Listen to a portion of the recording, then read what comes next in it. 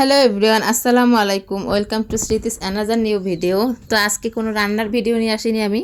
আজকে আমি একটা ফোনের আনবক্সিং ভিডিও নিয়ে এসেছি। অনেকেই আমার ফোনের আনবক্সিং ভিডিও চেয়েছিলেন, সেজন্য ডিটেলস একটা ভিডিও দিলাম আর কি। তো এটা হচ্ছে স্যামসাংয়ের A35 5G মডেলের মোবাইল। আমি এতদিন হুয়াওয়ে ব্যবহার করেছি, তো এবার ভাবলাম একটু চেঞ্জ করা দরকার, সেজন্য স্যামসাং নিয়েছি। এই মোবাইলটি নেওয়ার কারণ হচ্ছে আমার ভিডিওর স্বার্থে। এই ফোনের ক্যামেরার ভিডিও কোয়ালিটিও জাস্ট অসাধারণ। এখন থেকে আমি যত ভিডিও সব এই মোবাইল থেকেই করব।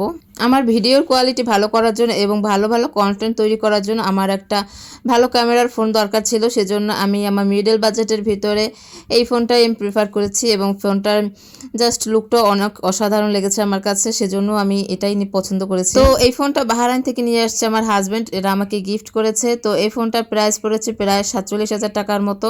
নতুন অবস্থায় এটার প্রাইস আরও কিছুটা বেশি ছিল, এখন যেহেতু এটা কিছুটা ওল্ড ভার্সন হয়ে গেছে, সেজন্য এটার দাম কিছুটা কমে এসেছে।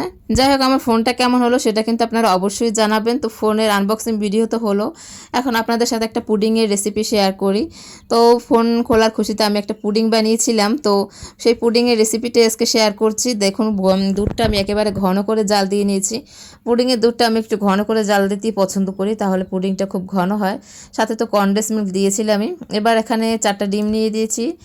এখন ডিমের ভিতরে আমি 2 টুকরা পাউরুটি ভিজিয়ে রেখেছিলাম, সেটা দিয়ে দিয়েছি। এটা হচ্ছে কি, এটা দিলে পুডিংটা অনেক স্টেবল হয়, শক্ত হয়, ভেঙে যাওয়ার চান্স খুবই কম থাকে, না থাকলেই বললে চলে। তো এবার পুরোটা আমি ছাঁকনি দিয়ে ছেঁকে নিচ্ছি যেন কোনো লাম্পস না থাকে, এছাড়া পাউরুটির কোনো দানাদার ভাবও যেন না থাকে, সেজন্য আর কি। এদিকে পুডিংয়ের উপরে ক্যারামেল তৈরি করার জন্য আমি যে বাটিতে পুডিংটা বসাবো সেটার উপরেই আমি চিনি দিয়ে ভালো করে ক্যারামেলটা রেডি করে নিচ্ছি। যে দেখুন, খুব লো হিটে আমি এটা পুডিংয়ের ক্যারামেল রেডি করে নিচ্ছি। আমার পুডিংয়ের ক্যারামেল রেডি প্রায় হয়ে গেছে। খুব সাবধানে ক্যারামেলটা করতে হবে, ক্যারামেল কিন্তু বেশি পুড়ে গেলে পুডিং খেতে তিতা লাগবে, সেজন্য আমি খুব সাবধানেই করেছি, অল্প করেছি। অল্প করলে তাও খেতে টেস্ট লাগে, কিন্তু বেশি পুড়ে গেলে আবার সমস্যা। যাই হোক, ক্যারামেল টেস্টেবল হয়ে গেছে। এবার আমি পুডিংয়ের যে মিশ্রণটা সেটাও দিয়ে দিচ্ছি ঢেলে। তারপরে এটাকে আমি রাইস কুকারে বেক করব প্রায় 30 মিনিট। 30 মিনিটে মনে হয় এটা পুরোপুরি হয়ে যাবে। যাই হোক, এবার রাইস কুকারের মধ্যে বসিয়ে দিলাম। এই টেকনিকে আমি সবসময় এই ব্যাটিতেই পুডিং বসাই, আমার এতে খুব ভালো পুডিং হয়।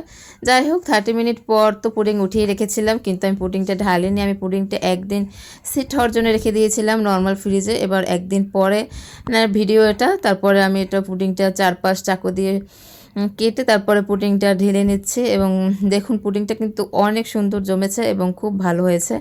জাস্ট আমি দেখে তো খুবই খুশি হয়ে গেছি। তো কেমন হয়েছে আমার পুডিংয়ের রেসিপি আর আমার ফোন কেমন হলো সেটা অবশ্যই আপনারা কমেন্টে জানাবেন। সবাই ভালো থাকবেন, সুস্থ থাকবেন, স্মৃতিস ডায়েরির পাশেই থাকবেন। ধন্যবাদ।